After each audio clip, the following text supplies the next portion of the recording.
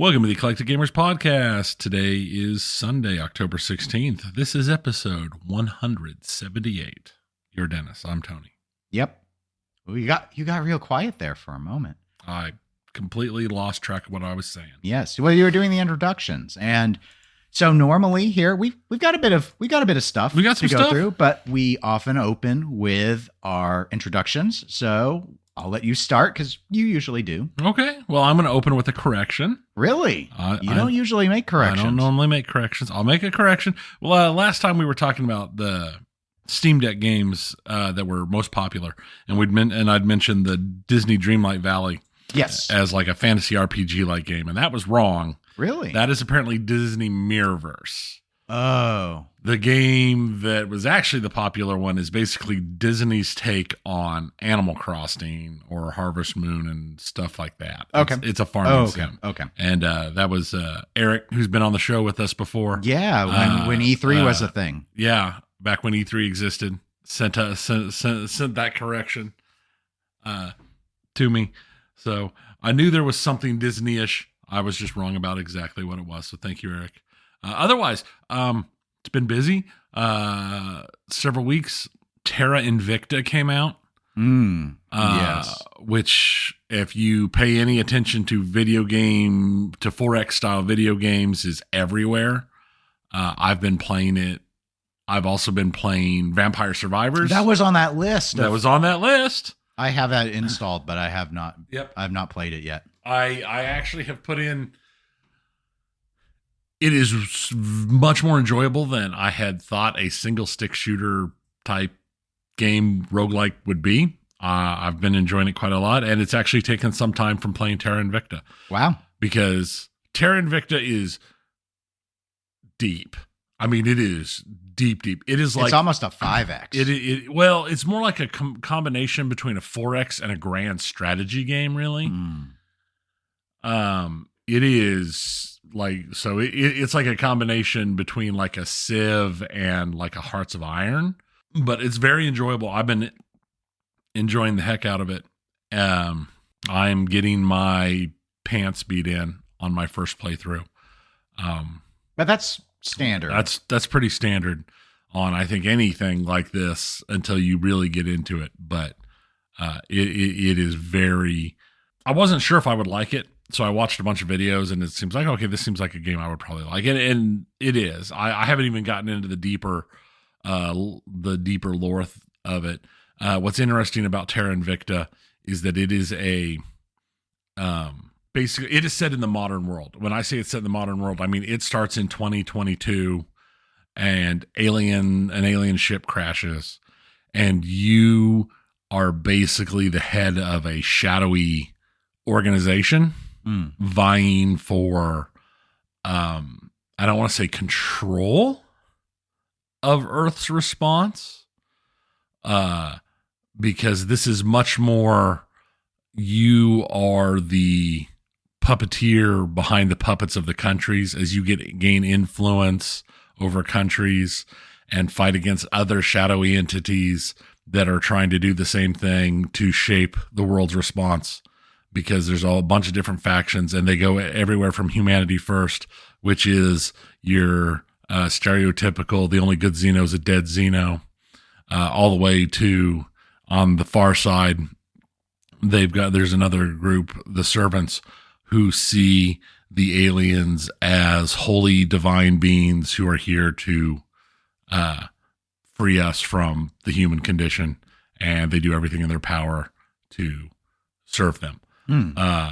And the whole gambit in between, from the very shadowy, like straight up in it for you, how much money you can make, little shadow cabal government peoples and scientists are like, oh, they should be friendly, so we want to work with them, because how can somebody travel this kind of distances and have war still? So the game starts completely on Earth, basically working behind the scenes, using counselors to kind of get governments to side with you and taking over control, but still always staying in the shadows. But it transitions in like the mid game to being a lot more space based, to the point of building facilities and ships and having combat as you fight the aliens or fight the other factions, both on Earth and in space. And it's also got a fairly hard sci-fi bent. So, you know, orbits are important and things take time, and there's no FTL and there's no faster than light communications, and weapons aren't like weird, crazy stuff. It's, you know, lasers and railguns and missiles and stuff. So it's interesting. I'm nowhere near mid game. I'm getting my skull caved in the early game. So I'm sure I will fail and then start over again, but I've been enjoying it quite a lot. Good. Well, I also have a correction. No one wrote in on this one. I caught it when I was reviewing the episode.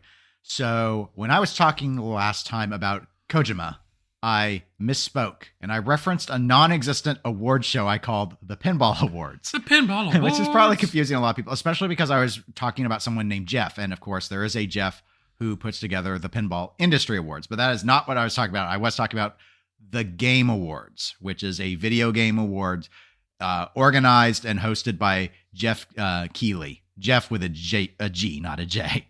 And so that Jeff has been very, very public about his support of Kojima for years. So, and he often actually for multiple game award shows used it as a platform to criticize those who worked against Kojima, which I always thought was a little uncouth, maybe would be the way to phrase it. But anyway, he did what he did.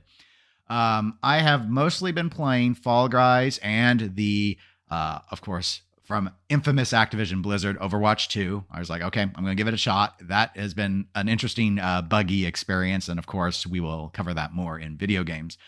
And I did get the vampire game you mentioned, but I also, for my birthday, got Far Cry 6, which I have installed, but I haven't played it yet. It's the one that's got the bad guy who is the bad guy in Breaking Bad, who owned the chicken place. I forget his name. He's also the guy who uses the Darksaber in Mandalorian. Oh, that guy. Giancarlo Thank you. Esposito. Thank you. Yes, he gets to play the big. Yeah. Far Cry's known for having its over-the-top big baddies. So.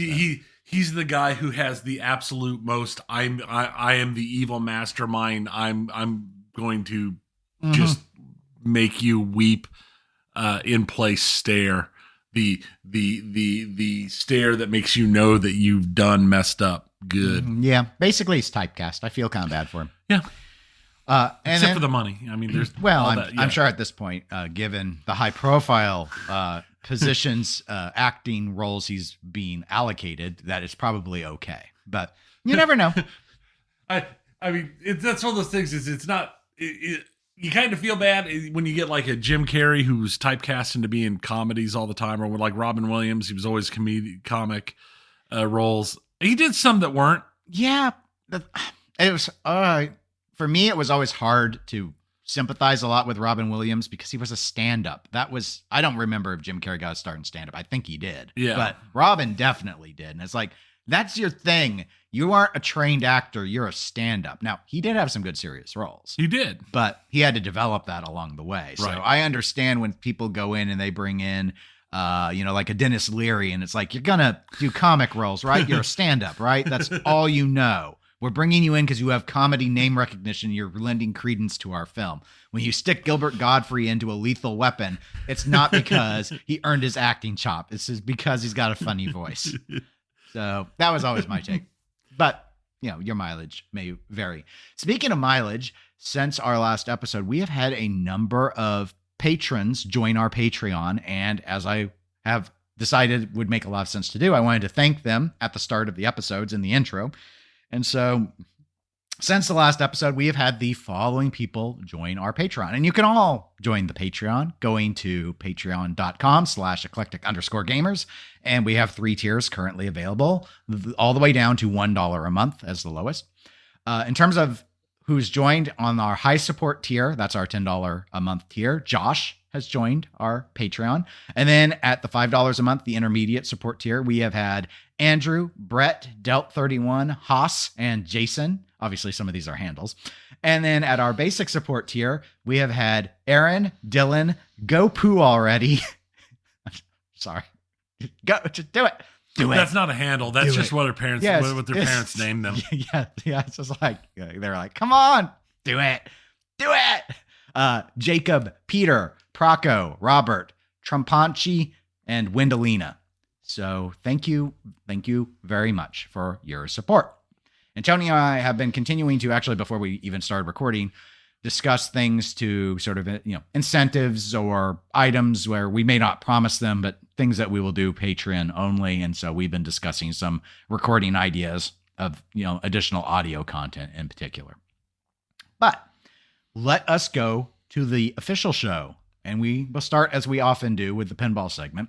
So a few items to discuss. Don't think I have a single thing here to talk about with Stern Pinball. So if you were hoping for some sort of Stern update, you're not getting one on this episode. But the first thing I want to mention is a movie. So Pinball, The Man Who Saved the Game. Based off that title, Tony, do you know what this movie would be about?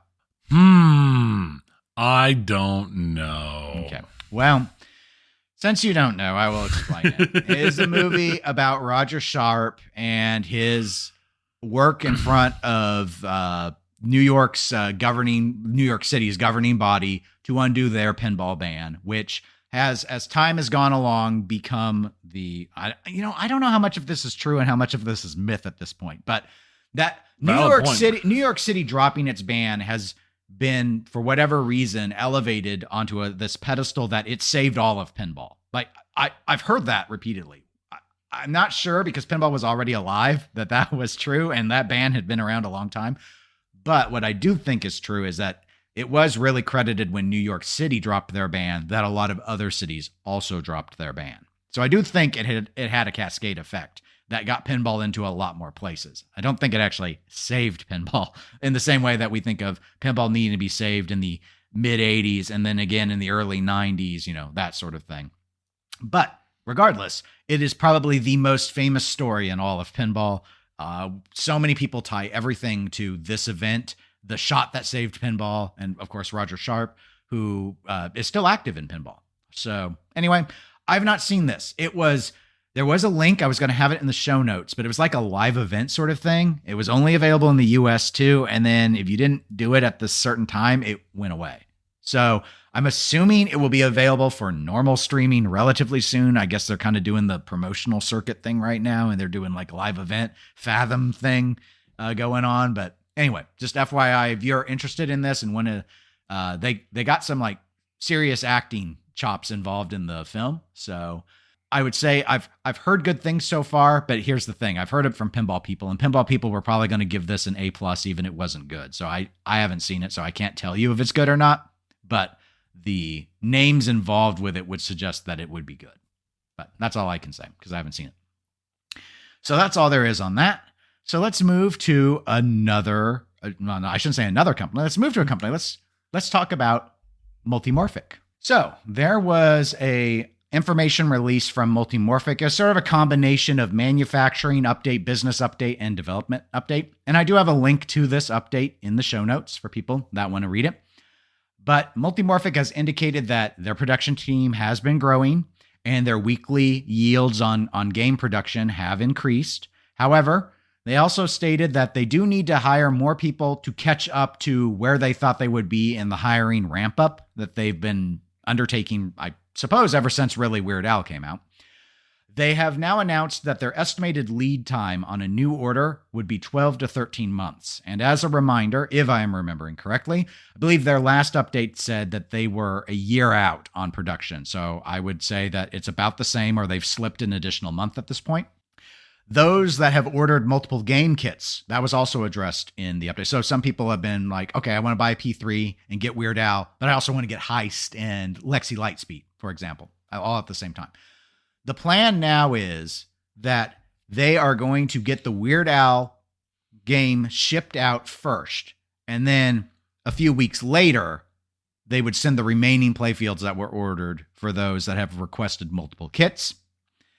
And I'd say the last major thing related to the business that they announced in the update is that they do plan to release 2 game kits in 2023. And those are the first party ones. That's not counting any third party projects. And there are third party projects that are underway right now. So those were the chief update. The update was actually very, very long. Those are the key takeaways I think that are of relevance to the listeners. What are your thoughts? I can understand the sending out the game kits a little later if it's a matter of not having, like, if they had any backlog of the older game kits and they've gone through them at this point. So they're having to assemble game kits. And since it's apparent that while they're ramping up, they still need more people, that they probably will I could see them putting together some of those other kits on the back end and on the side while they concentrate primarily on machines and Weird Owls, because that's, I'm sure, what the majority of their orders are going to be. And the truth of the matter is, it's not like people are going to be changing out kits like the 2 or 3 times a day. The first couple days they get the machine, they're probably going to spend a lot of time on one and then change it out. I don't think that'll hurt them too bad. I am kind of surprised that their lead time hasn't really changed any. If they're with how much they've been hiring from reports and from what we've seen, I would have thought they might have been able to start making up time a little bit, but with training and stuff, maybe not. Or there's just that many more new orders still coming in. But I'm going to guess it's probably more of just a getting everything up to speed to where it's going to be run the most efficiently. Those are good points. Let me ask, well, I'll hold and ask the piece I want to ask about at the end, because that's probably the one item to explore. So yeah, I think you're right about my read on, and from their updates they've been saying, I do think they've been making more sales. I would assume, and this is a total assumption, but based off of my experience of talking with distributors on other games from other companies, it would surely be like a trickle at this point. We're well past the hype for Weird Al. I would assume because so. We're well past the announcement. The initial demand is always when the game first is indicated or experienced, and all that already happened like back in March. So right, but that would be my assumption. So, but why would they be falling farther behind without at least some new orders coming in? Is the question. No, and I do think there are new orders. Because that would be... I agree. And we have to remember that they did the price increase where you could lock in the module prices, I believe, as long as you put the order in by September 1st. That may not have generated a whole lot of new P3 machine sales, but surely got them a surge of playfields from people that maybe had only committed on a Weird Al, or were perhaps for whatever reason not committing on Weird Al, but had already committed on other devices earlier in the life cycle of the P3. The pre and Weird Al orders. I do think I agree with you about the lead time thing, though, which is basically the same as the last update a few months ago. You know, then it was a year. Now 12 to 13 months, so about a year. I think on the last update, I probably should have gone back and checked, but it was such a long time ago. It feels like it. Every update that I remember, they've always phrased it like they're just about to turn the corner, and there was language in this one too, where they think they're going to start chipping down. But we heard that months ago, and I think we heard it months before that, and they clearly have never accomplished it. So I'm a little unclear on exactly how many people, and they're not obligated to let us know, but how many people are they honestly onboarding and getting trained, or how long are they sticking, or they're not seeming to make a dent in the time estimate. Right. And that brings me to my question I wanted to ask you. The ordering multiple game kits, getting the Weird Owls out first, on the surface of it makes total sense to me, because I'm assuming pretty much every order they're dealing with right now involves Weird Al in some way, because it's the hotness. Right. It's the one licensed game they've got. It's also the newest first party game that they've got. Totally makes sense. But remember, back when we covered Weird Al, Multimorphic has offered an arrangement, unlike a lot of other pinball manufacturers, where if they miss the shipping estimate by 6 months, then you're allowed to get a full refund. Is this a method for those that ordered multiple kits to try and oh no, we're getting close, and we'll send you part of your order? And is the thought that if you get part of your order, does that mean you can't get the refund? Or even saying that aside, logically speaking, I could see the thought that if we give them enough that they can play something, maybe that will hold off on them canceling. Is that the strategy? It could be, but at that point, for them, they will have gotten the machine itself, which is the most expensive bit, so the rest of it shouldn't even matter. Yeah, unless their thought was, Well, I thought that they were told they were going to get everything in whatever date. And then you're 6 months after that. And I don't know. My assumption would be that the strategy would work. Let me put it like that. So I think if you can't get them everything on time, getting them enough that they could play Weird Al is probably sufficient. I would think. I would assume. People, it gives them something to do. Right. But, and most people are going to be, I think, less overall concerned with asking for their money back when you're asking for your money back on like $400 worth of different games that you will get eventually because you've already got the big important one. Mm-hmm. That's true too. Asking for, hey, I want the whole price of the machine back because you missed the date. But they wouldn't get to keep the way it was phrased was never such that you'd get to keep the P3 and get all your money. Right. Really silly. That would be really silly. But I mean, I think it's just the people who are in on this, the trigger point to get them to ask for the refunds, it would be, it's been this long and I still don't have the machine, as opposed to where it's like, okay, I've got the machine, but I don't have this other table that I'm not going to use for a while yet anyway. But I'm going to go ahead and pull the trigger and get my $200 back on that. There might be some, but I don't think it would be a huge deal either way. I think it's more, it still gets me that we had the big announcement of the Weird Al, and technically, since they're still a year behind on getting games to people, that means we're still 6 months behind getting a Weird Al machine to somebody. Technically. Yeah, it depends. I mean, we know someone that they got their game about, I think, 11 months after they ordered before Weird Al. Right. I don't remember if they got it with Weird Al at the point. They might have. Because I imagine they're basically going full force on putting together the Weird Al modules because there's so much demand for them. It's not the longest cycle. Spooky still stands out, setting aside, blunders like Dutch.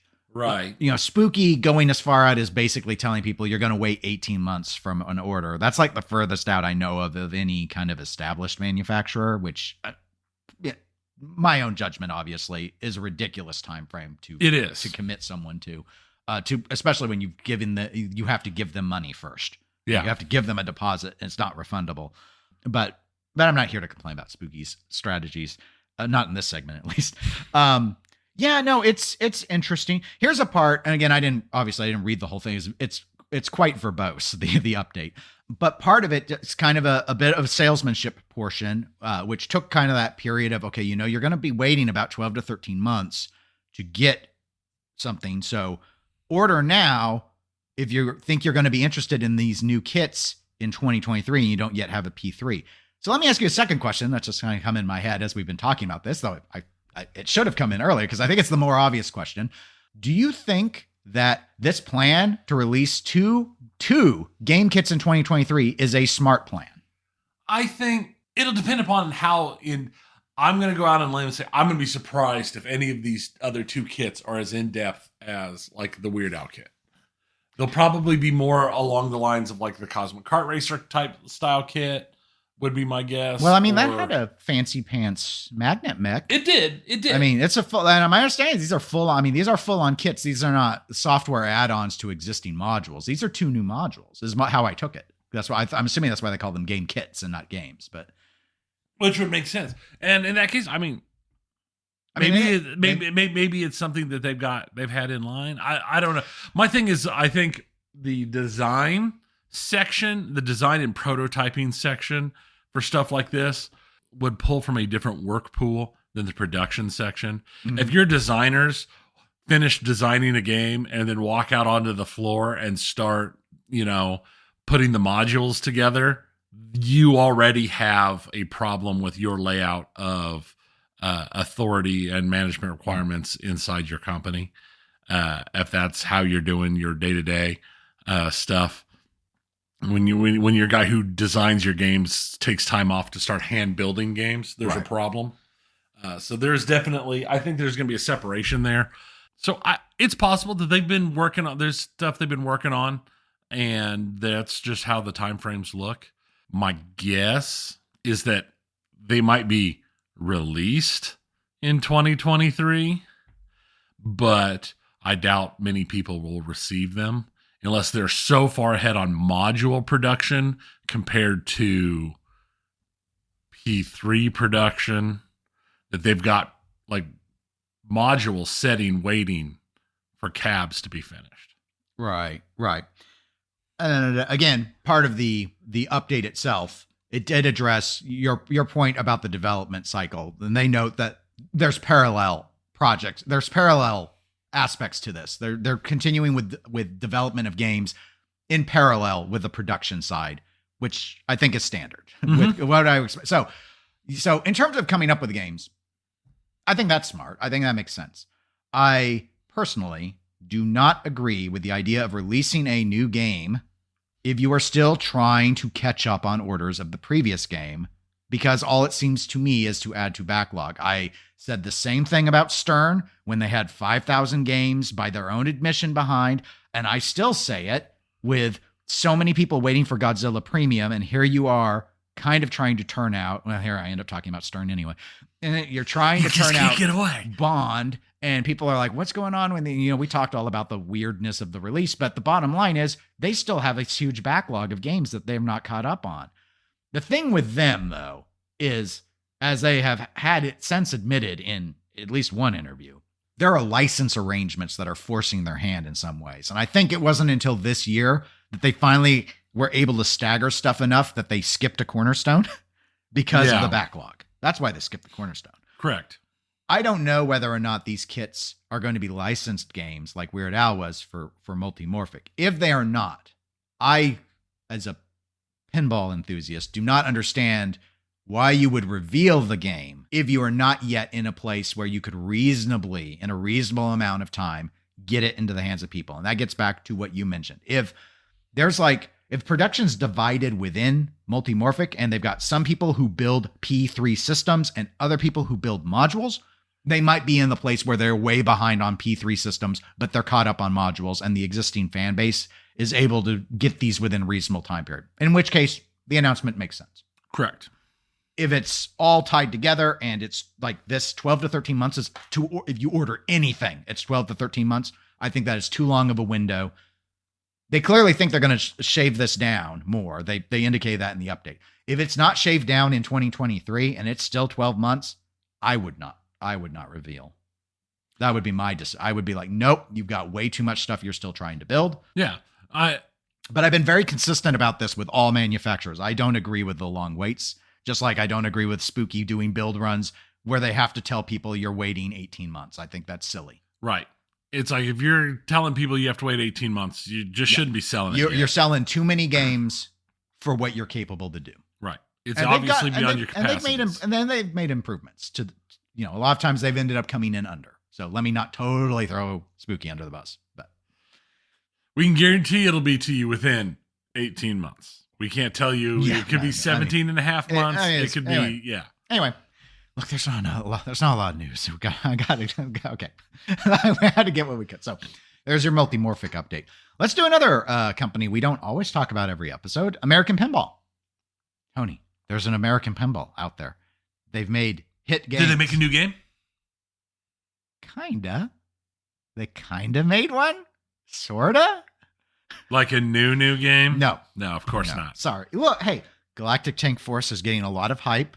I almost feel like it's a Snakes on the Plane style hype, but there are some people that are just like going around and pumping it, perhaps unworthingly. Let's be honest. This is pinball. You can now you can leak out or announce anything is coming, and you're going to find people who are absolutely in love with it.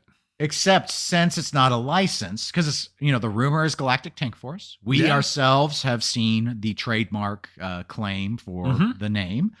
That it's just all of a sudden.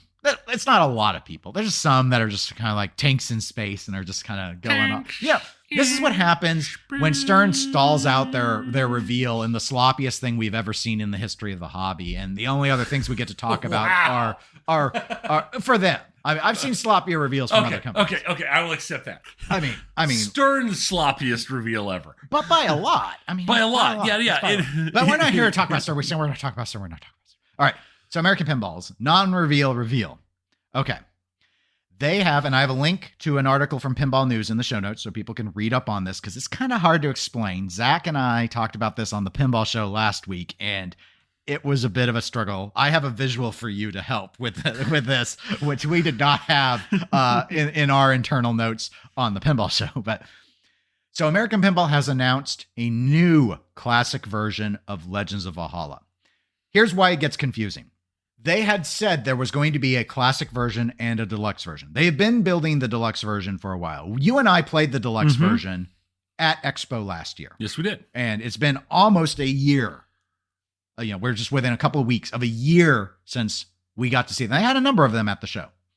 I mean, they started to break and go off the floor, but they had 8 of them. That's there. pinball. I mean, we were able to easily get a chance to play it. Yeah. That was the deluxe.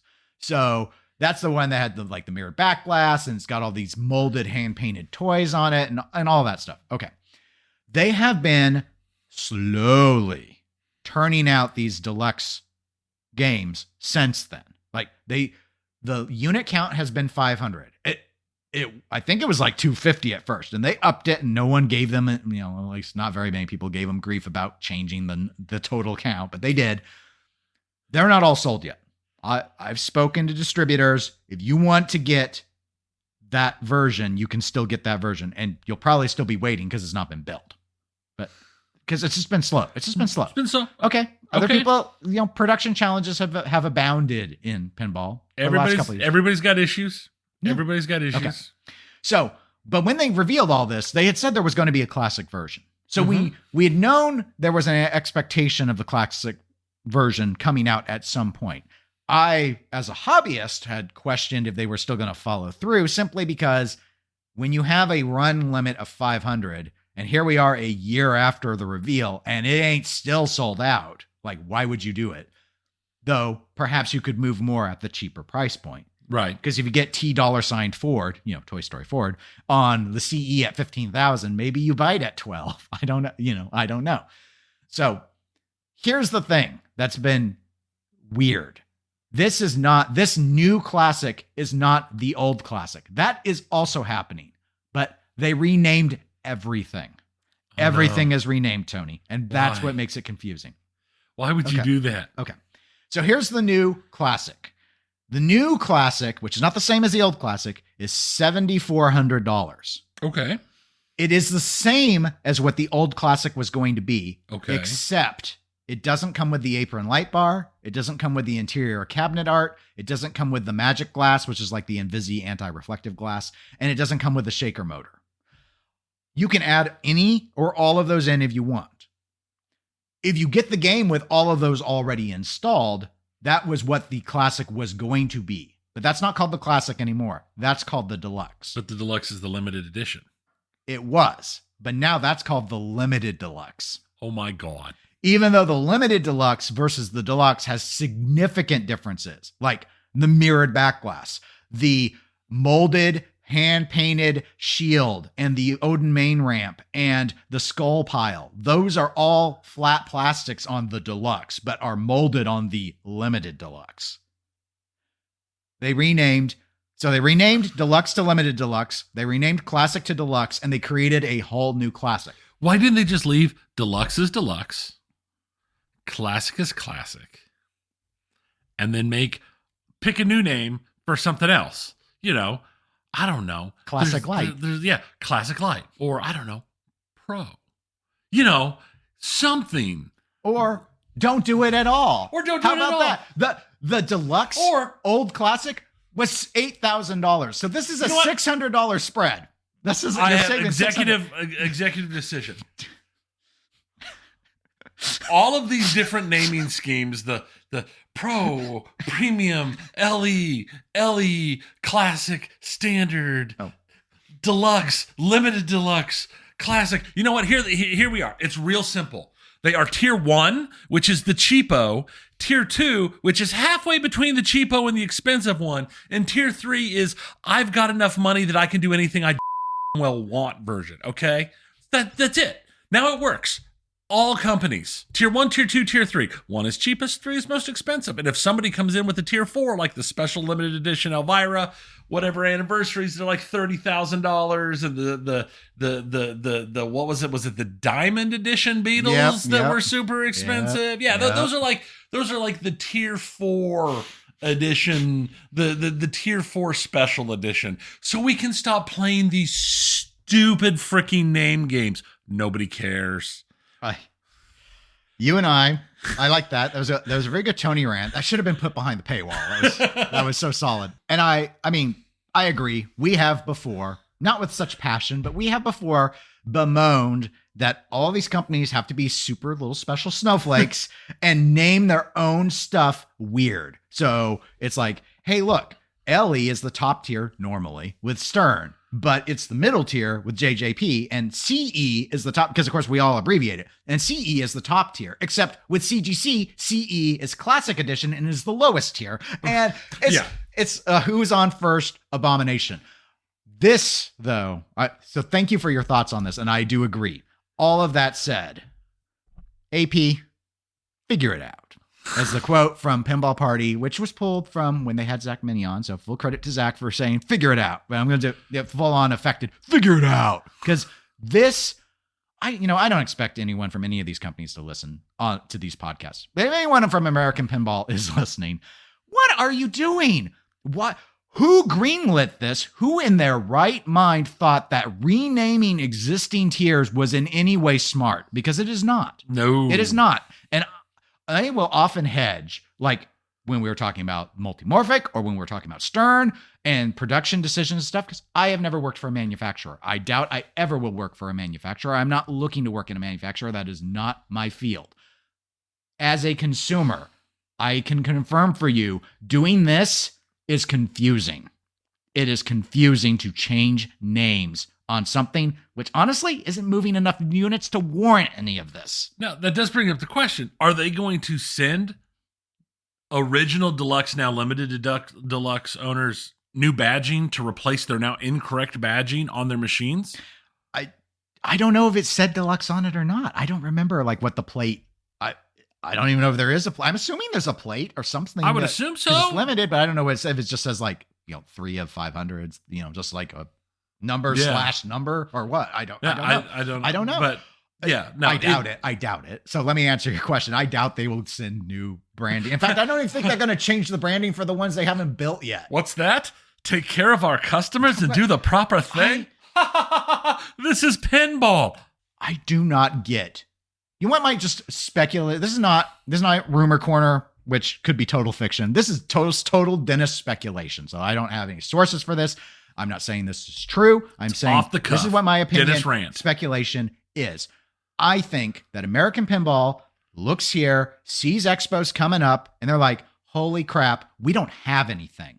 We don't have a new game. Here we have, our company has been going around through our spokespeople saying we're going to put out 3 games a year, and we're still running Legends of Valhalla, a game we didn't even internally develop, a game from a third party that like TNA was for Spooky. We have a game that was developed by Riot Pinball here.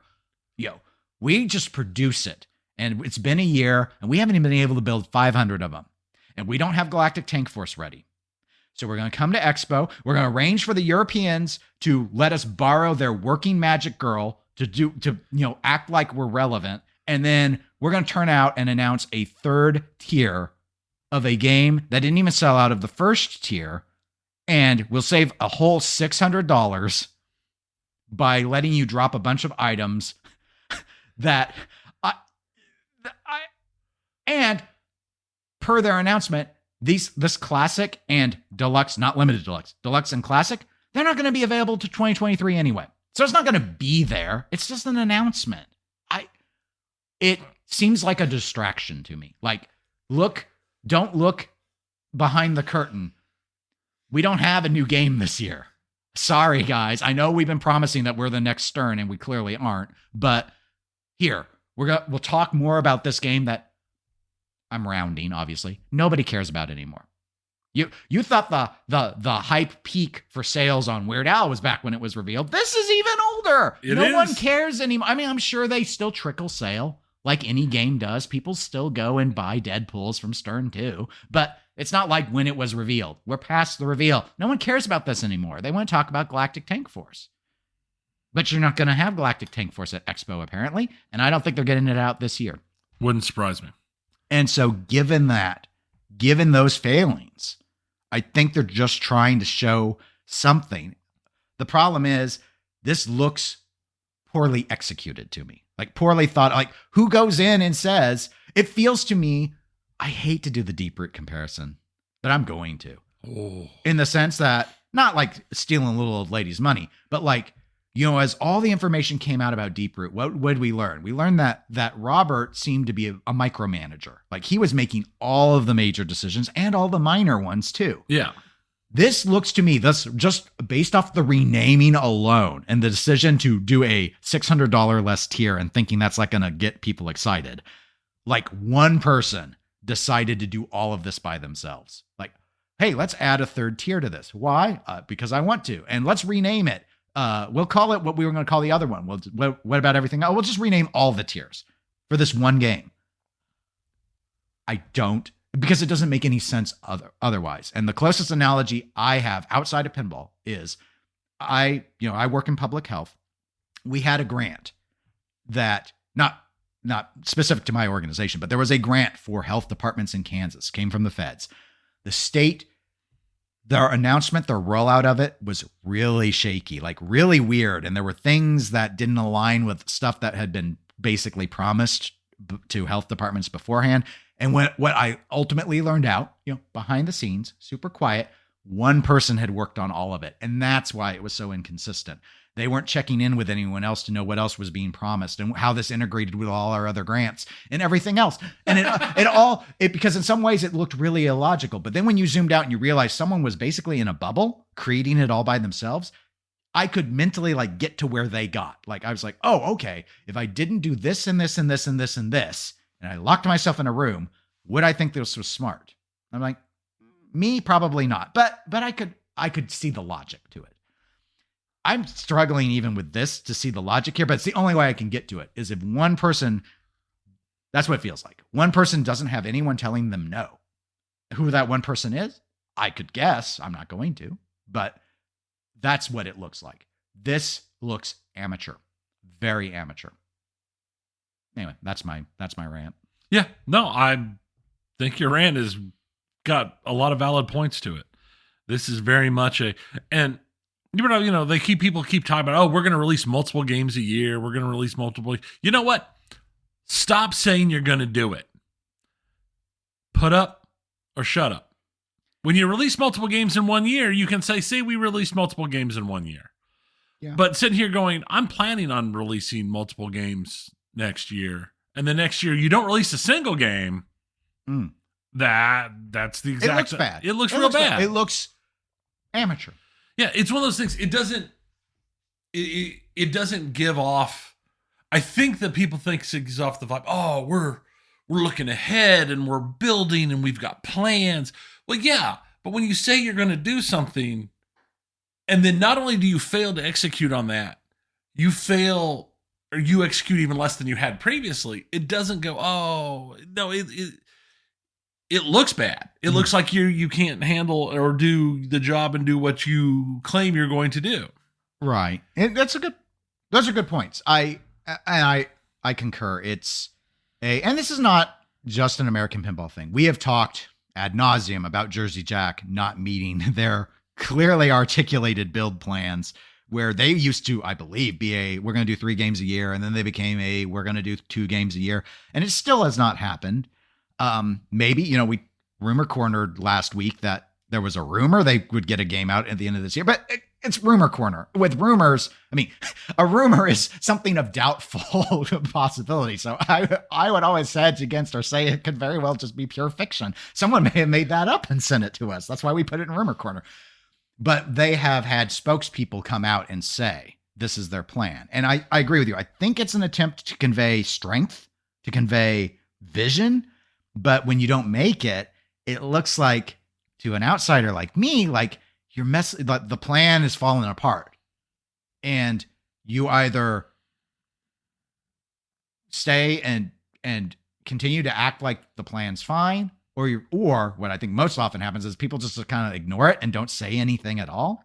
No one ever seems to come back and say that like the plan had to get changed. It seems very rare that happens. But the problem is you put yourself out there. That was the initial toxicity to Deeproot before we knew anything about the money or anything and the issues that are actually, truly problematic, was they went with that super aggressive posture of, oh yeah, we're going to be better than everyone. It's like, but you haven't built anything. Why are you going out saying that? I mean, it's nice that you're confident, but it's kind of scary that you're just think like, I'm going to just swoop in and I'm going to be bigger than Ford and Chevy. And I'm going to make, we might've seen some parallels to this with Tesla. It's like, it's kind of like, okay, I get that you're confident, and in that case, that individual's case, Elon's case, it started to get to the point where like people won't buy his stuff because they hate him, because he comes across so bad now. Yeah. And what used to be felt like a lot of confidence, when you've made so many blunders at this point, it's kind of like, you know what? He got lucky once, and now all the rest of this seems kind of sus. Yeah. So, well, thank you for that impassioned discussion. Any final thoughts on it? I do have a final thought. Okay. I do have a final thought. When the difference between tier 1 and tier 2 is $600, and tier 2 and tier 3 is $400. So there's a maximum of $1,000 difference between tier 1 and tier 3. When you're talking about something as expensive as pinball, why would you ever not go with the tier 3 option until they're gone? No, I don't get it. I mean, we've often talked about how it's unfair for people to act like anyone can always do the next upgrade, but I mean, this spread is silly for 3 tiers. It is. We're talking a topper. A Stern topper is $1,000. Yeah. And we're talking about that between this thing with mirrored back glasses and all these and the molded hand painted, and everything, gold and foil apron. Yeah, no, it is just insane to me that the price difference is so little. Mm-hmm. Now, the renaming is dumb, purely dumb. But the fact that the difference between the tier 1 and tier 3 is $1,000. Now, like when they renamed it and they took and they made the more reduced version, if it had been under 7, if it had been at like 6, it would have been an obvious push to get the lower end purchase. Right. It would have been great. But when you're so close to your maximum end purchase, it makes no sense. It's literally all the reduction in the cost is the difference is the optional add-ons. It's, the shaker motor and the magic glass and all that. They literally just took that BOM out to make a slightly cheaper version. Yeah.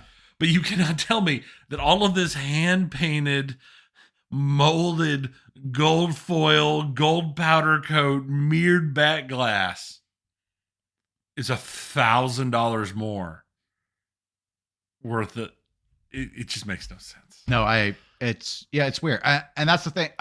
Okay, so they're assuming eventually the limited one will sell out. Yep, that's fair. And then you need another option if you still want to sell games. Yes, that's fair.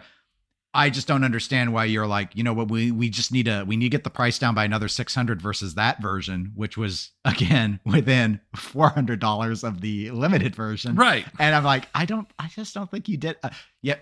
Setting aside the naming, I was like, I just don't think you did enough. And in fact, that is an excellent point for you to final thought, because we had a message come in through Patreon from one of our Patreon members, Praco, who wanted us to answer a question. And I thought it would be a great discussion for the show because it relates, incidentally, to what you just said. So I'm going to quote the relevant part of the message.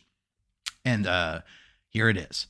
Why is there no company outside of Stern that can actually produce games in different tiers with meaningful differences in them? I noticed this with the new LOV, which is Legends of Valhalla, Halloween and Ultraman, Cactus Canyon Revisited, and also with Toy Story 4. It feels like, quote, do you want the full version, the maxed out version, or the maxed out version with extras, end quote, with only a few $100 differences between tiers.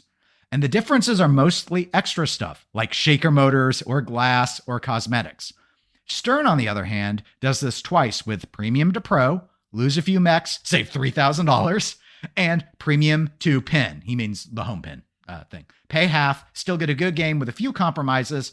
Also, Pro to Pin with $2,000. When American Pinball announced that they would make the classic versions of their games, I was wondering about what are they going to take out of Love or Hot Wheels to get the price down? Like removing the spinning car or what? There's nothing else in it. Turns out it's just about cosmetic stuff again. So thank you, Bracco, for the question. I think it's a really interesting question.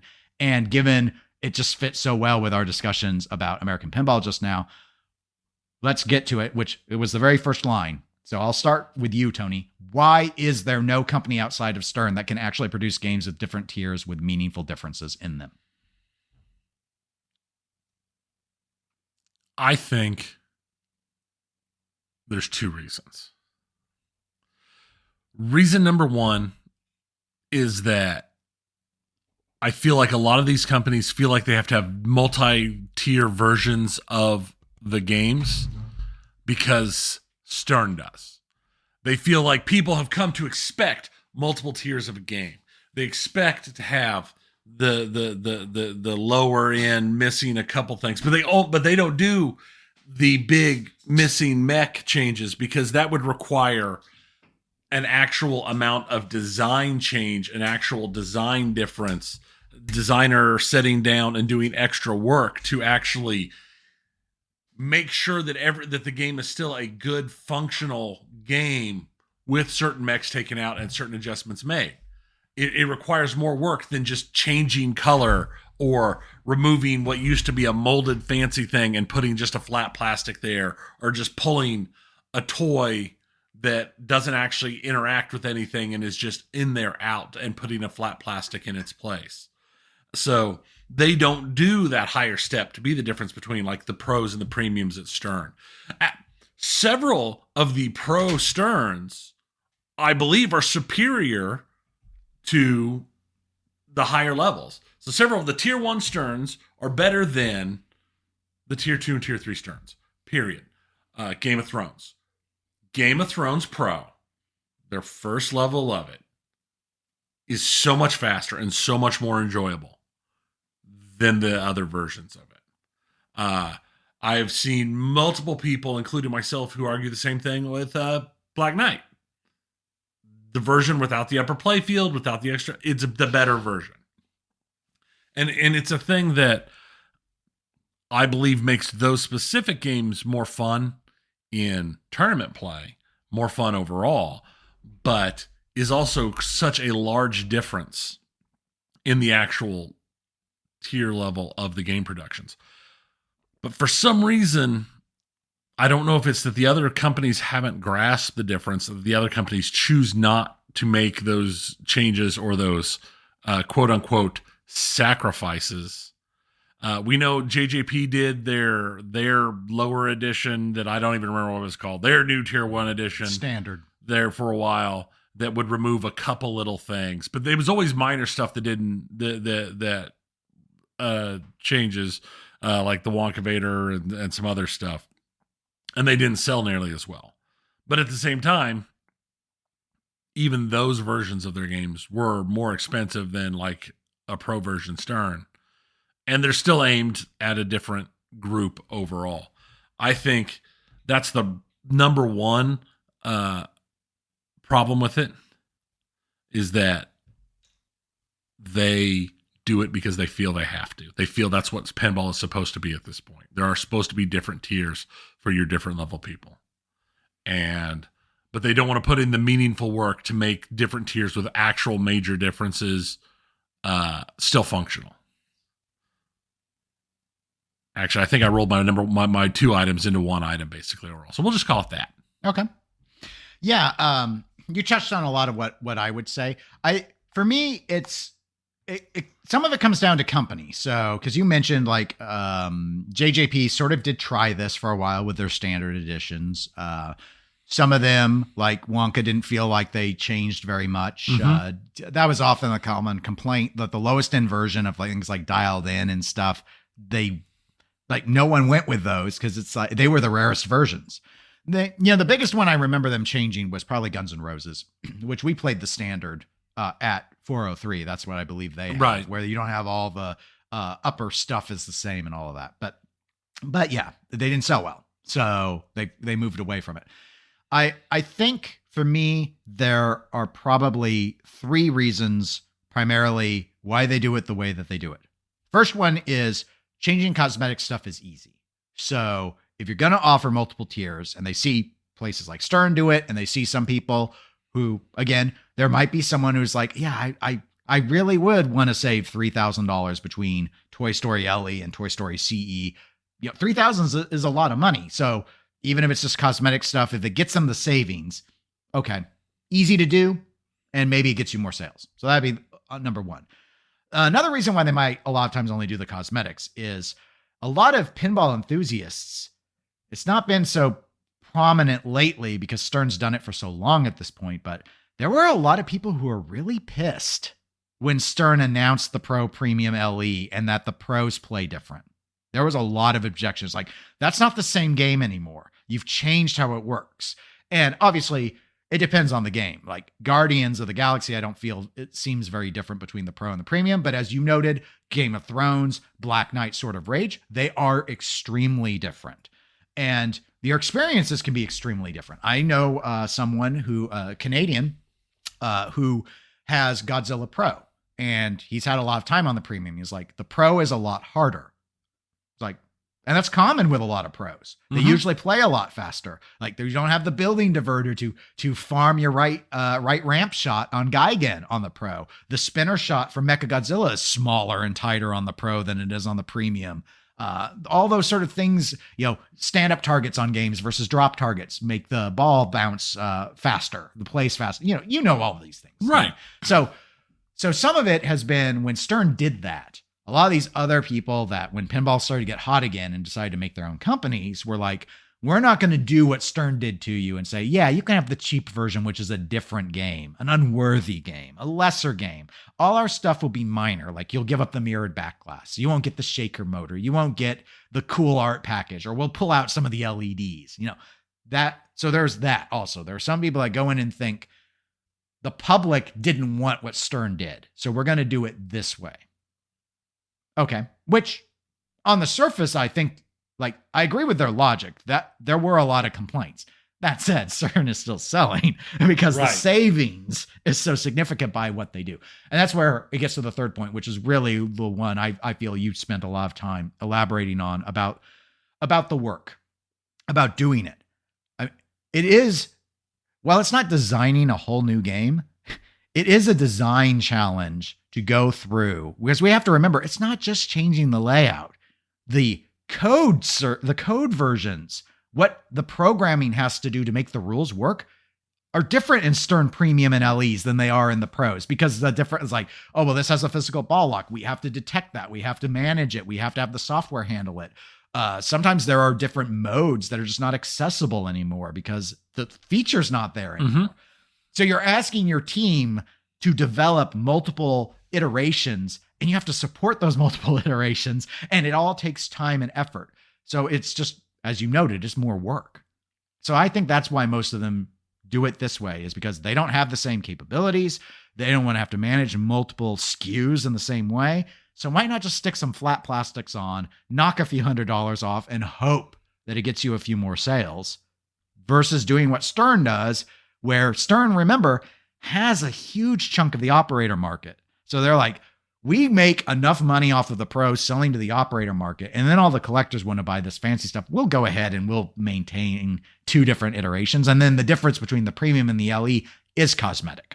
Right. So they're like, yeah, we really only manage 2 different things other than like the art package and stuff. So for them, it makes a lot of sense because they have this huge operator market. And that's where I thought JJP was trying to go with their standard edition, and it just didn't take. I think in their case, the problem was, even with playfield changes to Guns N' Roses, for example, they just couldn't get the price down enough, because to an operator, it's like, which game is going to pay for itself first? The Stern Pro that's your competition. It's not the Toy Story, if they did a standard, Toy Story Standard versus Toy Story CE or LE. That's not the question. It was, which one's going to make more money on location.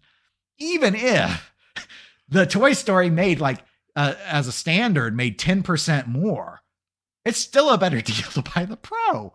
That's the problem. That was the problem. And so that's why they moved away from it. Another example that Procco mentioned was Cactus Canyon. That's a different story. Chicago Gaming has been remaking old games. You can't change the layouts.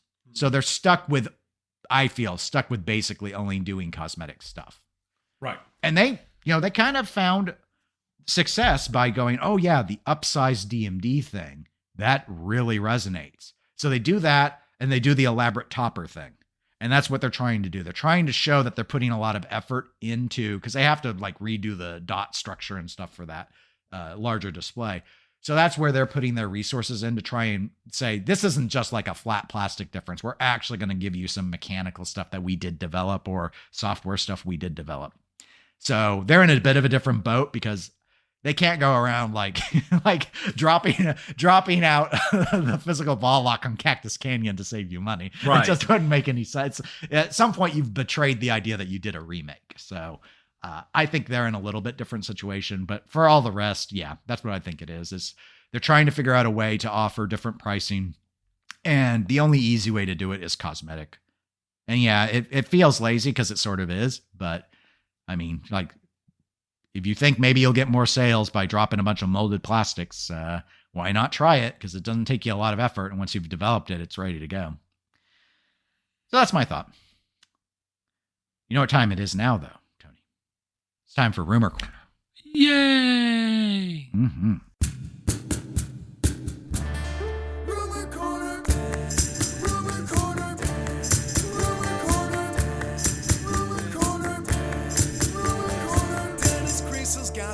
Before Napa Arcade. Is that right, Tony?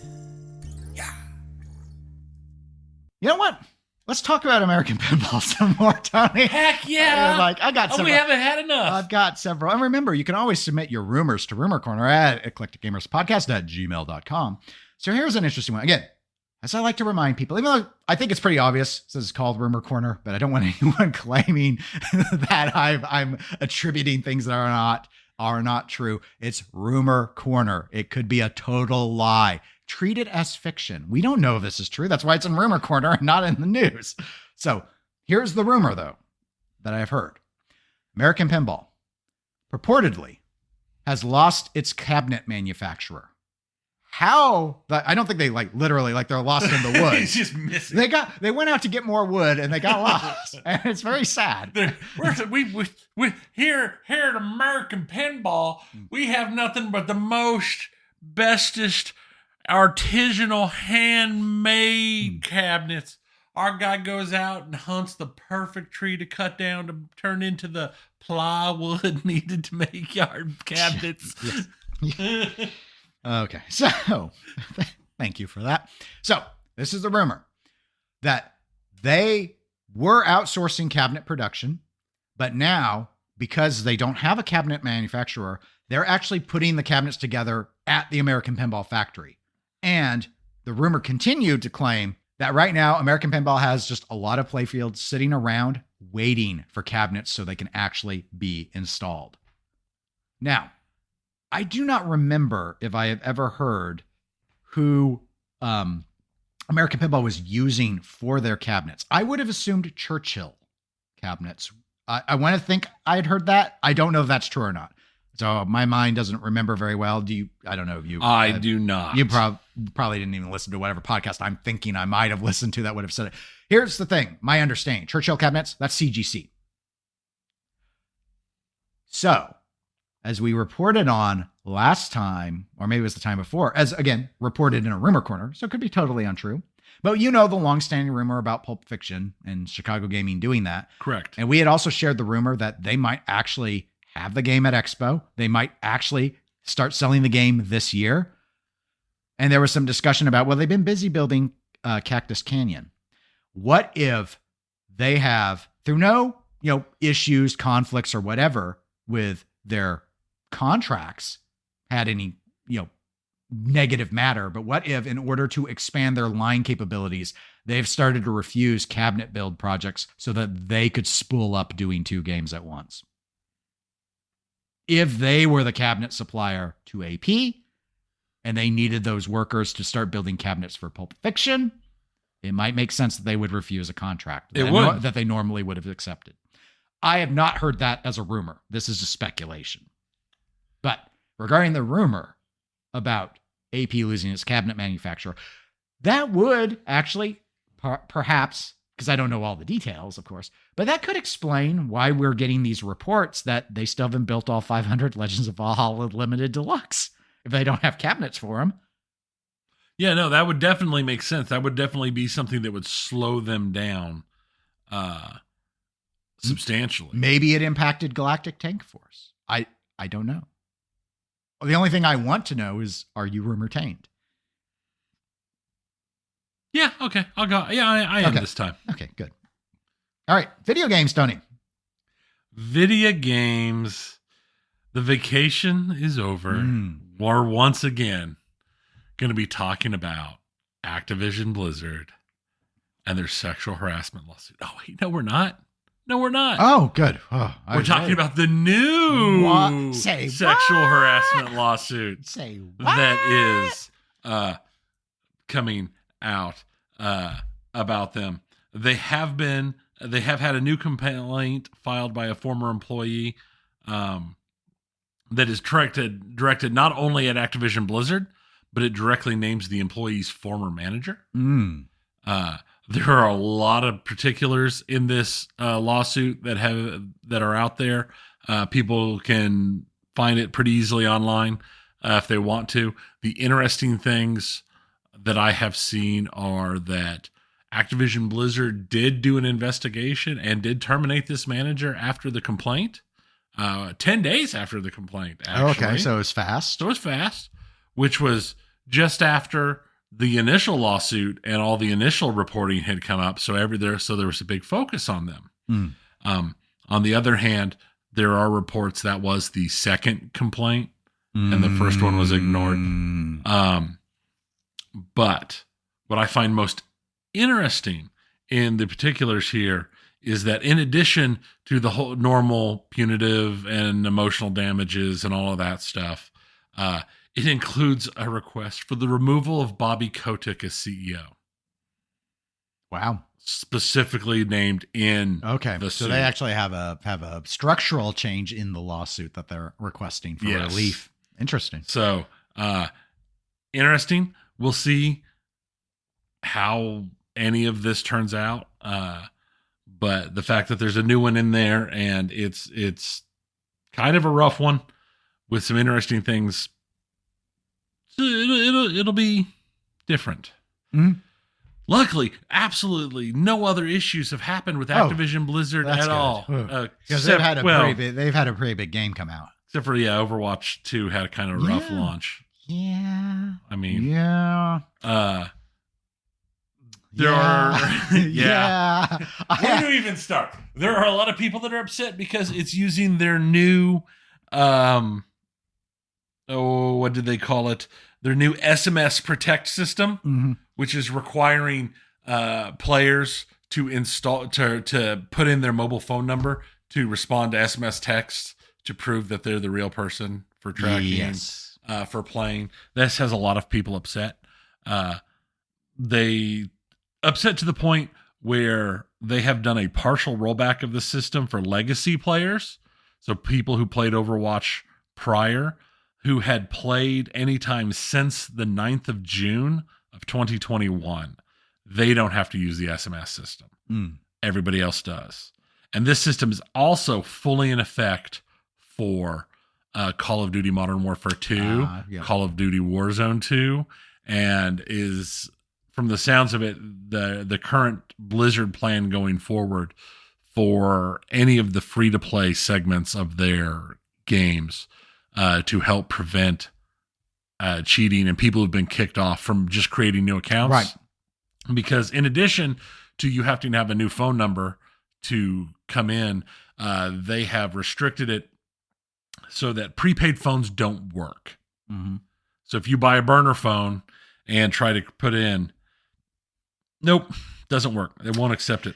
Yeah, I did have to do because I tried to sign in before they did the rollback because I think I had played since June. But you know, and it was annoying because I had to go to the site and mess with it, and I'm playing on console, so it was a bit of a thing. But honestly, I don't have a lot of sympathy. There was a lot of toxic behavior in Overwatch 1, and that's why I quit. And if it solves it, then great. And I will say, since playing Overwatch 2, the most toxic things I have seen are like lame, like you suck or get good. Not they're like, I actually saw someone one time go, not to me.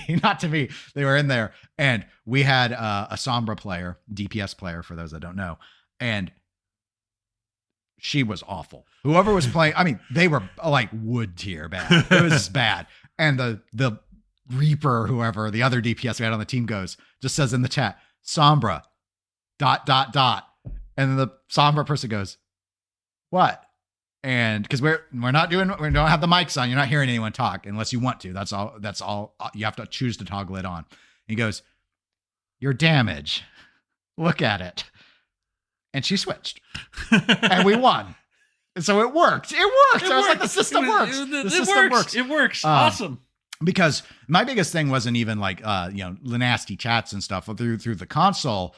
Sometimes when people would lose or whatever, they'd send you a message afterwards that could be pretty toxic. And I would always just report them. But the problem is if you reported them to Blizzard and they banned the account, because they would, they just make a new one. Yeah. And it's like, you know what? Some of these people just shouldn't get to play.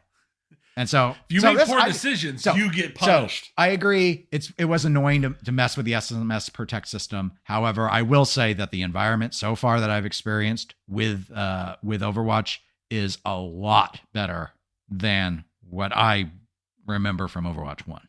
But your mileage may vary. Yeah, we'll see if it holds. I haven't. You don't have any Blizzard products installed. I haven't done it yet. I have no Blizzard products. Once they get past all the sexual harassment lawsuits. If there's anyone left.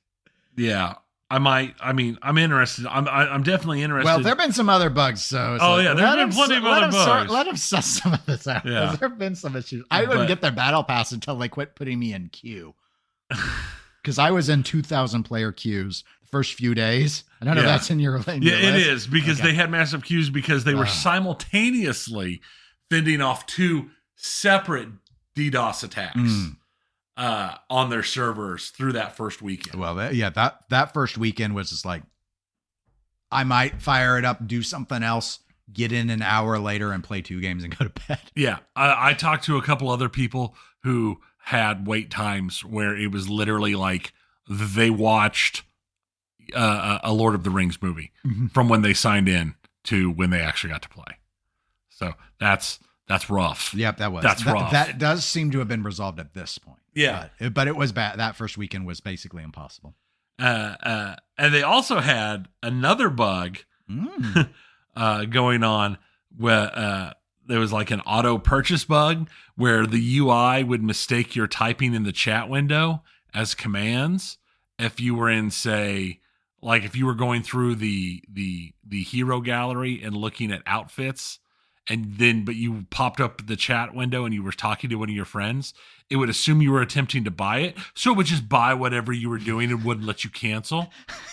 Oh, I hadn't heard about that one. So there has been a hot fix. That problem has been solved. It happened a few times, but the reports are Blizzard basically told everybody who it happened to, no, there's no way to refund. Sorry. These are permanent purchases. But yeah, that was a small bug that was going around. There are still some bugs from people who migrated, who had some previously unlocked characters and items that weren't accessible at first. Some of them still aren't. My character, it depended on the day, but and that's mild. It's like half the roster was locked. I could not play, and it is in every single grouping. So it's like, okay, you couldn't play Diva. Right. For example, you could play Ryan, but you couldn't play Diva. There were healers that were forbidden. I was just like, and then I'd go in another time and it was fine. And then my characters were locked again another time because I had to pull Bastion out of the game because he's broken, and that triggered it all again for people. And they got it fixed again. I don't know if it's permanently fixed or not, but it was really, I mean, you lost a lot of characters. Yeah. No, apparently part of the problem, at least part of the problem. Because I did a migration and I heard it was related to that. A lot of people who did the migrations were accidentally flagged as first-time players. So they migrated everything, but they were flagged as a first-time player. So they were locked into the first-time player experience. Which has a reduced rosters and reduced everything. And then in other cases, it just has to do with the way the servers spoke to each other, that they were not, and they're still working on all of those fixes. Yeah, there's still, I haven't checked for a couple days now, but I looked on Friday and my Overwatch time played and stats are wrong. Like I don't look insane anymore. It like says 600 hours. but a friend of mine I play with, he's like, that can't be right, Dennis. I'm like, 600 hours? No, that sounds reasonable. And he's like, I have over 1,000. Didn't you play this more than me? Like, we don't talk about what I did. Don't judge me. But then I started going through some of my other stats, and it said things like I had a total of 12 minutes on Tracer. I'm like, okay, no, that's not true. That's not true. I was like, I tried her once. so I'm like, okay, no. So that's been a bug. Also, I don't know if you had anything about the competitive ranked system. No, I didn't. Okay. So you go through, they've changed how ranking works a bit, and they've got like these categories. It is, by and large, it's thrown tons of people, myself included. I'm not a great player, but it threw me into bronze 5, the lowest tier, wood tier. And it's like, but I won games in my support qualifier. Like, I think I won most of the games. And it's like, all of a sudden I'm in the lowest tier possible. Lots of players are. Yeah, and I've read about like very high tier players that found themselves in and it's it's bad. And they've announced a fix for that where it's going to, they have tagged who that happened to. Supposedly it's not happening anymore. And those of you who are like that, we get bonuses as we play the games more, and it will ideally throw us into the right tier. Because the other thing was, not only were you thrown in the wrong tier, you couldn't move between tiers. Everyone's locked. So if you're bronze 5, you're bronze 5 for life. For life. You're just kicking puppies because you're a master tier player in bronze 5. Yes. So I've been sticking more in quick play lately because I'm like, I don't know, bronze 5's full of Smurfs. It's dangerous land. Now Blizzard has announced that to make up for some of these issues, they are going to be running some double XP weekends, and they're giving out some legendary skins and weapon charm things, and it's now a free to play, so it's designed around making its money off of cosmetics. Yeah, you buy the cosmetics. You can buy a battle pass system like Fall, which is why I haven't started the vampire game or Far Cry 6, because I went ahead once they got through the queue thing and got the battle pass for Overwatch, which was like $10. Mm-hmm. And then I also had already gotten the battle pass for this season of Fall Guys. And now I feel obligated to do all these dailies, and I don't have time to play anything else because I'm trying to get all my stuff.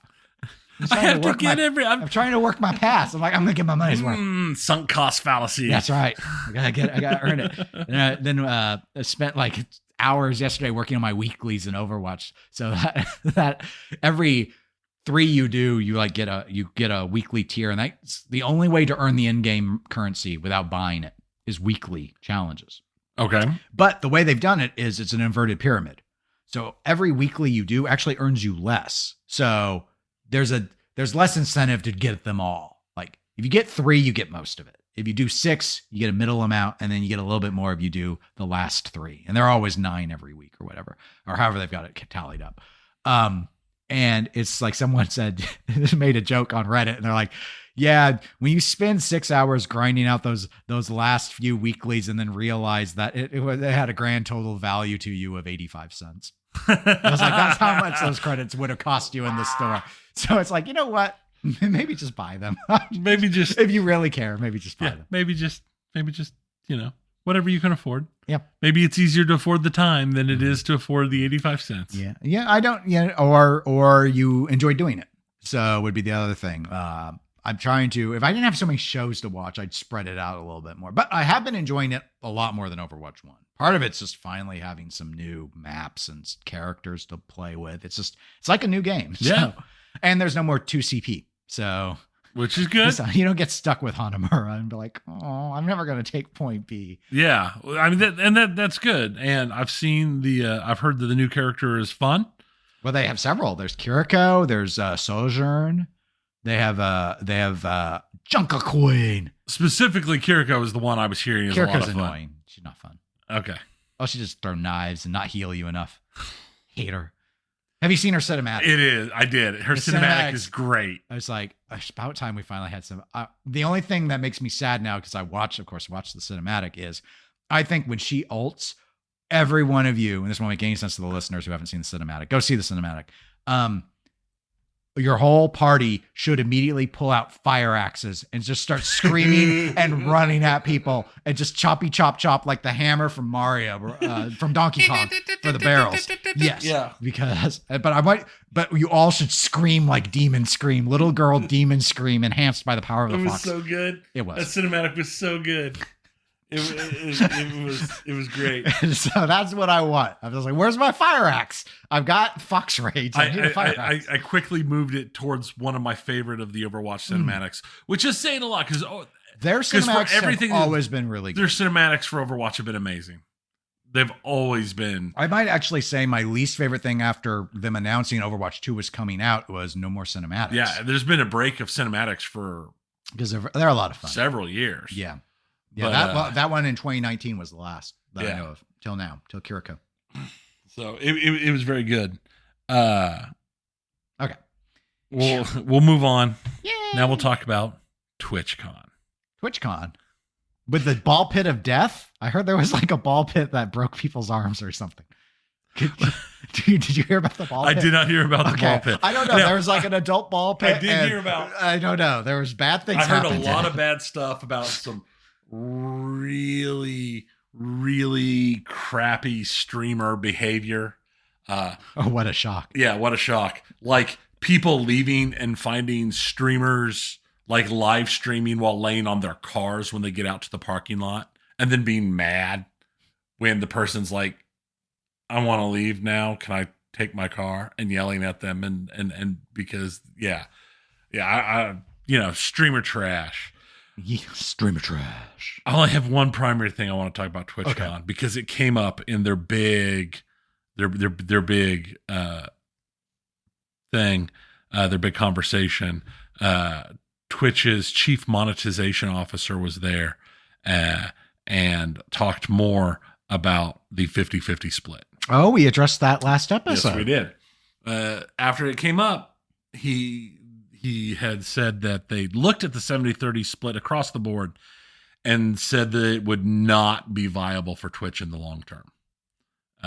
They just could not do it. Okay, so he's telling them if we do what you want, we'll go out of business. Correct. That's exactly, and that's how it came off. It was, we can't do it. The company would fold. And he said that Twitch has implemented other ways to make money, Amazon Prime subs, gift subs, hype trains, more ad incentive programs. Okay. Other than that, though, all this other stuff's old. Like it's not like I don't know when they put in hype trains. It's been around for a while. It's been around for Amazon Prime has been around for years. It has. All of these things have been around for a while. And I found it interesting that he pointed out that once a streamer regularly hits 80 concurrent viewers, ad revenue becomes 20 to 25% of their income, which is surprising to me. That's interesting. I'm surprised as well. I thought it would have been much smaller. Yes, so did I. I would have thought it would have been a much smaller proportion than that. But it was very much laid out. One of the comments that had come up a lot was that now that they're owned by Amazon, they've got Amazon backing them up, so they could handle the 70-30 split.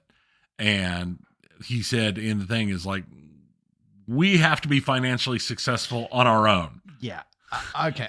In fairness to him, if I ran Amazon, I would be like, we didn't acquire Twitch to subsidize it. Correct. It's supposed to carry its weight. Correct. This is not a charity. To me, the only break Twitch should be getting from Amazon is they're obviously going to be getting the cut rate internal pricing for Amazon Web Services. Yes, that they use. Right. It's no different than anything else.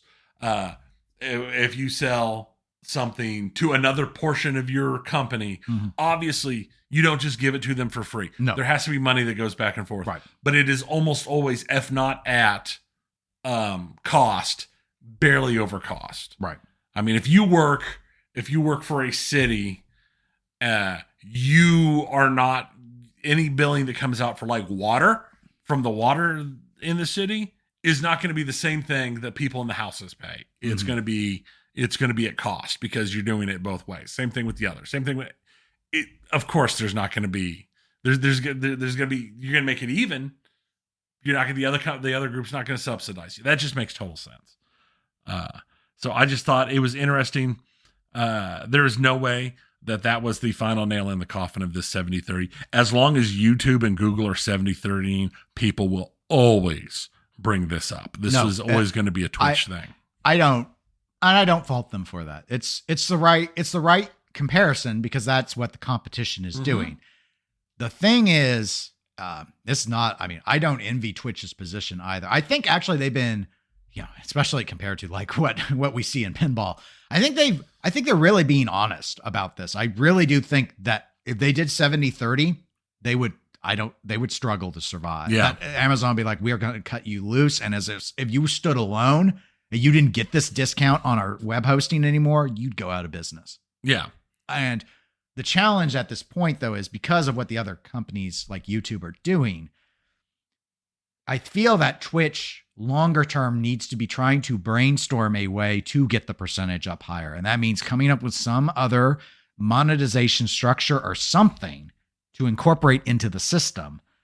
And I think part of the problem is they don't seem to be suggesting that they're really looking at that. Maybe they're trying to by saying like they're looking at new ad incentive programs. I think that's the angle. And they mentioned that they're looking at other methods, but just that method, because of the cost of live streaming, the sheer amount of stuff that they live stream at the quality they live stream it, they cannot go to a 70-30 and survive. Yeah. So I don't envy the leadership for having to deal with that because people are going to look on paper. But that being said, most of these people can't just switch to YouTube either, or they will feel they can't. Right. Especially the smaller ones. At least for the time being, qualifying on YouTube is a lot harder. Most of the, I'm going to generalize because I don't know if this is true. Most of the pinball streamers won't get partner status on YouTube. They don't have enough followers. Yeah. Well, and it's interesting because of the ecosystems and the differences in the ecosystems. We've seen in the past, streamers build a following on Twitch, a very loyal following on Twitch, and then they leave Twitch and they go to other things, and a surprisingly small amount of their followers will change ecosystems with them. We've seen it with when some people left and went to like Facebook gaming, when people went to YouTube gaming. A lot of them did not take anywhere near the follower stat they had. Just look at Overwatch League. Overwatch League lost a huge amount of viewers when they switched to YouTube. Yeah, that's why Mixer had to offer such big contracts to people like Ninja. They paid for the difference basically in an attempt to save their platform, which didn't work. That was an instance of a company that was willing to subsidize to try and get it to take hold. Right. It didn't work out. It didn't work out. It doesn't always. It got Stadia'd. It got Stadia'd. Stadia is dead. We talked about that. We did. We talked about that last week. So Google has announced just recently, about 2 weeks after they announced Stadia going away, that they're going to be releasing a series of cloud gaming Chromebooks. They are specialized Chromebooks for Chrome gaming, designed for that. They will come with the GeForce Now pre-installed and built-in support for Xbox Cloud Gaming, Amazon Luna, and Google Play. Yay. Well, Okay. they did say while they were closing down Stadia, they were maintaining all this background, this background and stuff, and for other services to use and as a thing. And they're not bringing Stadia stuff to it. I think this is primarily them using the behind the scenes stuff they built for Stadia and spinning it off into something that uses other people's. Because I know Xbox's cloud gaming structure they're pushing pretty hard. They just signed a large deal with Metaverse to come to the new Quest VR helmets, and there's been a lot of work. Will it be any more successful than Stadia? I don't know. I think they have the same issues that people would have had with Stadia. We'll have to see. But there's enough companies trying it now that Google started and shut down, which again, for Google is not uncommon. They kill popular things. I don't know. I'm still not sold on cloud gaming. I see the promise. I can see the hope and the desires, but it is not something that I'm willing to bury myself into as of yet. Though the CD Projekt Red people should be happy to know that CD Projekt Red did release an official save file transfer method for those Cyberpunk players on Stadia. That's good. They put out an official way to do it. So we will see how that goes for them. Since we started talking about Activision and Blizzard, we're going to finish by talking about Microsoft, Activision, and Blizzard. Okay. Wow. It's a lot of Activision. It is. We've been skipping it for so long. I just find this specific bit is interesting. As a lot of you know, the Microsoft Activision deal has been up in the courts in several countries, seeing if it is a monopoly or if it's illegal, if it's not too much. Right. Well, it's been in the UK courts for a while, and the latest round of questioning is concentrating on the fact that Sony is claiming that Microsoft owning Call of Duty would create an unfair advantage to Microsoft in the ecosystem. Okay. Microsoft has countered that claim in the UK courts by saying that if every single Call of Duty player on PlayStation quit PlayStation and moved to Xbox, PlayStation would still be significantly larger player base than Xbox. The numbers they put out is that the current PlayStation install base is reported at 150 million, and the Xbox is reported as just under 64 million. Do you know how many people play Call of Duty? That wasn't said. Oh, okay. Well, I mean, I'm sure it's less than this almost 100 million people. So. Right. Okay, well, I get that's an interesting argument. Though and that's the ongoing argument is the fact that in all of these things, one of the biggest things that Microsoft has been arguing is that even if this purchase goes through, we will still be number 3 in the group of, and Sony is number 1. Mm-hmm. And we'll still be. Yeah, I don't know, obviously, all of the antitrust laws in all of these various nations, because I know UK, the EU, Brazil, I believe Australia are all examining this in addition to the United States. Correct. But I struggle to imagine any of them rejecting this. I feel like the way it reads is Sony has sour grapes because they've been doing limited exclusive access with Call of Duty in particular a lot. I think they're extra sensitive to it. It is like the most popular FPS, but it's not the only FPS. I mean, like Battlefield's still on everything through EA. And they're already such a larger, more popular console. I know most of the people I see who seem to think like maybe this is going somewhere are just like Microsoft haters that remember the old. I mean, Microsoft has done some monopolistic things. Yeah, they have. So not to be dismissive about it. That all being said, Sony has walled garden big time ever since the last console generation. They have scooped up a lot of things and put a lot of stuff that people really wish was on other things like Spider-Man and everything else. And, they vacuum in Bungie and all of this. And it's like, what's good for the goose is good for the gander sort of thing here. I get it. Activision is a huge company, but it's still all merged together. Microsoft's just not that. And again, US centric version. In a world where antitrust groups let Sprint and T-Mobile combine, correct, because they're still just number 3 to Verizon and AT&T, I just don't see how this gaming thing, where even separate from the console, it's like it doesn't change that Sony as a console maker can survive, or Nintendo or Microsoft.